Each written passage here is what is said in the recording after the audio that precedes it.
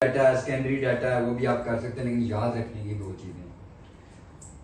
अब ये देखें, ये करने के बाद देखें डाटा प्रेजेंटेशन, इससे भी एक एमसीक्यू आता है। डाटा को आपने प्रेजेंट करना है ना, प्रेजेंटेशन आप देते हैं, क्यों देते हैं कि चीज जल्दी समझ आ जाए। तो डाटा आप प्रेजेंट करेंगे, इतना लंबा डाटा है, कंटिन्यूस डाटा है, इतनी लंबी स्टोरी है, तो आप उसको शॉर्टकट में दिखाएंगे। इक्विग्नास, बर्ड आई व्यू का आप नाम यूज करते हैं, लोग देख के समझ जाए हैं क्या। तो डाटा को प्रेजेंट करते हैं टेबल में और डायग्राम में। यूएचएस की हिस्ट्री में एक बार टेबल से सवाल आया हुआ, इसलिए गौर से सुनना। अब टेबल और डायग्राम में पहले बात टेबल की करना चाहिए। टेबल में तो पहले आप याद रखें दो table, simple table,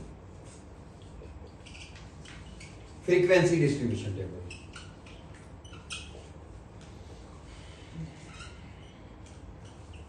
simple table देखें, कोई इंडेक्स बुक के बाहर बना हुआ है, चैप्टर नंबर 1 पेज नंबर 8 पे है, चैप्टर नंबर 3 पेज नंबर 108 पे है, चैप्टर 10 1008 पे है। सिंपल है। 1980 में हमारी पॉपुलेशन 9 मिलियन थी, 90 में हमारी 50 मिलियन होगी, 2020 में 80 मिलियन होगी।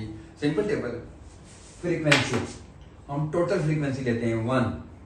फ्रीक्वेंसी का मतलब क्या है, एक इवेंट कब तक रिपीट हो रहा है, अकर हो रहा है।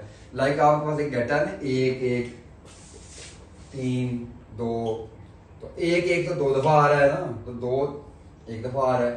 तो फ्रीक्वेंसी डिस्ट्रीब्यूशन टेबल के लिए आप एक चीज याद रखें, क्लास इंटरवल आपने क्रिएट करना है। देखिए डाटा बहुत ज्यादा होता है, तो आप एक रेंज है, एक है सब ग्रुप्स, आप सब ग्रुप्स में डिवाइड कर लेते हैं। आप रेंज इसमें दे देते हैं 1 से 3 तक कितनी दफा आया, 4 से 6 तक कितनी दफा आया, 9 से 12 कितनी दफा आया, तो सब ग्रुप्स आ गया ना, इसको क्लास इंटरवल कहते हैं। देखिए क्लास इंटरवल के सबसे पहले आपने रेंज फाइंड करनी है।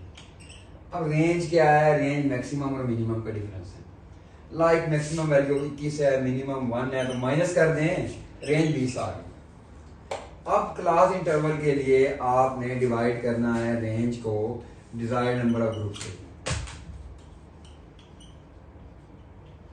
ये आपकी मर्जी है, आपकी मंशा है कि ग्रुप आप 4 बनाएं, 5 बनाएं, जितना इजी हो। तो रेंज 20 है और आप ग्रुप बनाना चाहते हैं 5, आपकी मर्जी, आप बनाना चाहते हैं, तो क्लास इंटरवल 4 आएगा। इसका मतलब होगा कि 4 4 के डिफरेंस से सब ग्रुप लेने हैं। लाइक 1 to 4, 5 to 8, 9 to 12, 4 4 का डिफरेंस आया ना। तो सिंपल फ्रीक्वेंसी में आप देखेंगे 1 से 4 कितनी दफा रिपीट हो रहा है। हो सकता है 3 ना हो, लेकिन ये 4 दफा आ जाए। 5 से 8 कितनी दफा रिपीट हो रहा है, 9 to 12 कितनी दफा रिपीट हो रहा है, ये सिंपल फ्रीक्वेंसी है। अब साइंटिस्ट जो है ना, वो उनने फरमाया नहीं कि रिलेटिव फ्रीक्वेंसी भी होनी चाहिए। उन्हें कहा नहीं, टोटल फ्रीक्वेंसी 1 परसेंटेज में है, निकाल लें। लाइक अगर आपका, आप ये फरमाते हैं कि 1 से 4 जो है हमारे 2 दफा रिपीट हुआ है, ठीक है, 2 दफा आई observation, total number of observation हमारे पास 10 है, तो इसकी फ्रीक्वेंसी क्या होगी, 0.2 होगी। Very simple. अब 5 से 8 हमारे पास लाइक आया है 3 दफा, तो टोटल नंबर ऑफ ऑब्जर्वेशन 10 है, तो कितनी होगी, 0.3 होगी, यही आएगी ना। तो सिंपल फ्रीक्वेंसी में, सॉरी रिलेटिव फ्रीक्वेंसी में आप इनको देखते जाते हैं और इसको एंड पे ऐड करके आंसर 1 आना चाहिए। ये रिलेटिव फ्रीक्वेंसी है, ठीक है। समझ आ गई आपको कि आपने जो आपकी फ्रीक्वेंसी है उसको आपने डिवाइड करना है टोटल नंबर ऑफ ऑब्जर्वेशन से, कहानी खत्म होगी। अब एक है कम्युलेटिव फ्रीक्वेंसी। अब आपके नंबर फर्स्ट ईयर में 300 आए, सेकंड ईयर में 400 आए, तो आप अगले साल उसके नंबर ऐड कर दें, 700 नंबर हो गए। तो कम्युलेटिव में ये 0.2 है, ये 0.3 है, अगले स्टेप पे दोनों को जमा करते हैं, उससे अगले स्टेप पे दोनों को जमा करते हैं, एंड पे आंसर 1 आना चाहिए। रिलेटिव फ्रीक्वेंसी में ऐड करके आंसर 1 आना चाहिए, कम्युलेटिव में एंड पे 1 आना चाहिए, इतनी कहानी। अब इसके चार्ट्स की बात की, टेबल के बाद आपने डायग्राम्स की बात की, इसमें इतना याद रख लें, आपकी बड़ी मेहरबानी, शायद सवाल आए ना आए। डायग्राम्स की आपने बात की, चार्ट्स की बात की। देखिए डाटा 2 तरह का है, इससे एमसीक्यू एक लाजमी आता है, क्वालिटेटिव, मैं पेपर बनाऊं, कोई भी बनाए एमसीक्यू लाजमी देगा इससे। क्वांटिटेटिव, क्वालिटेटिव डाटा की कौन सी डायग्राम है और क्वांटिटेटिव की कौन सी है, आपको आना चाहिए। क्वालिटेटिव की बार चार्ट है, पाई चार्ट है और पिक्टोग्राम है। अब बार चार्ट क्या होती है, 2 वेरिएबल आपने कंपेयर कर लिए, एक्स और वाई एक्सिस, बार चार्ट है।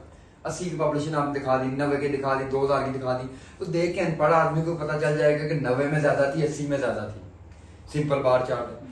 अब आपने कहना ये 2 वेरिएबल को यूनाइट कर दें, कंपाउंड बार चार्ट, कि एरिया वाइज पॉपुलेशन कितनी है, वो कंपेयर कर लिया। फिर इन्होंने एक साइंटिस्ट पैदा हुआ आप में से, बड़े फतीन किस्म के, उन्होंने कहा नहीं, हमारी पॉपुलेशन में जी बच्चे भी हैं, बूढ़े भी हैं, जवान भी हैं, छोटे भी हैं। चलो कंपोनेंट बार चार्ट बना दो, जैसे पिरामिड में आपने देखा था ना, बच्चे ज्यादा हैं, बूढ़े कम हैं, तो कंपोनेंट्स में डिवाइड कर दें एक ही बार को, ये हो गया। और पाई चार्ट है एंगल के अकॉर्डिंग, याद रखें ये भी एमसी को आता है। 360 टोटल एंगल है वो 100% के बराबर है। इसका मतलब है 1% जो है वो 3.6 एंगल के बराबर होगा, ऐसा ही है। सवाल आ सकता है 50% कितने के बराबर होगा, तो आपने मल्टीप्लाई कर देना, 3.6 से मल्टीप्लाई करना है ना। क्रिकेट आप देखते हैं वो दायरा बना होगा जी, एक सेशन इसने डोमिनेट किया जी, इसने किया, ये मिक्स है, वो पाई चार्ट होता है। अब पिक्टोग्राम क्या है जी, हमारी पॉपुलेशन बेचारी नहीं पढ़ी लिखी, तो आप में लोगों को बताना है जी कि बच्चे मार रहे हैं, इन्फेंट मोर्टेलिटी, बच्चे की तस्वीर लगा दी, ये पिक्टोग्राम है। क्वांटिटेटिव डाटा में याद रखिए, ये हमसे तो बहुत ही कॉमन है कि हिस्टोग्राम, हिस्टोग्राम क्या है, बार्स को यूनाइट करना। ये बार्स है ना, क्रिकेट में आपने 10 ओवर देखे होंगे एक बॉलर के, ये जोड़े होंगे उन्होंने, या 50 ओवर जोड़े होंगे, तो ये हिस्टोग्राम। और जब आपने, अब उसके बाद आती है हिस्टोग्राम के बाद फ्रीक्वेंसी पॉलीगॉन। फ्रीक्वेंसी पॉलीगॉन में ये हटा दें बार्स और इनको यूनाइट करने, कर्व बना दें, दरम्यान में लगा के कर्व बना दें। उसके बाद आती है लाइन डायग्राम, दो वेरिएबल का आपस में लिंक। देखिए क्रिकेट में आप देखें 50